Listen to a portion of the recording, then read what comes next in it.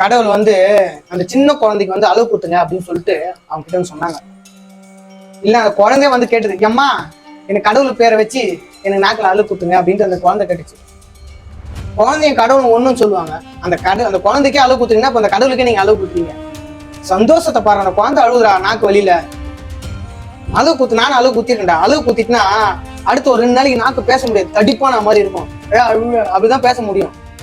ஏன்டா அந்த பிஞ்சு குழந்தைக்கு வயலன்ஸ் அரசாங்கம் பார்த்துட்டு என்ன பண்ணிட்டு இருக்கு? 18 வயசு கீழே இருக்கிற வரையும் அவங்க மைனரு. அவங்கள வந்து ஏன் அந்த மாதிரி துன்புறுத்துறாங்க?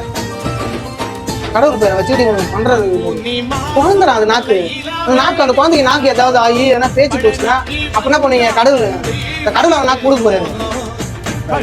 புத்தரங்க கூட கொஞ்சம் கூட அறிவு இல்லை. குழந்தைக்கு அப்புறம் நாக்கு அளவு கொடுத்துறான் அப்படின்னு குழந்தைய தூங்கி ஏந்து வந்த மாதிரி இருக்கு. ரொம்ப மோசம்டா. நீங்களா இவ்வளவு எல்லாம் மீறி கடவுளே மன்னிக்க முடியாத அளவுக்கு நீங்க எல்லாம் பண்ணிட்டு இருக்கீங்க.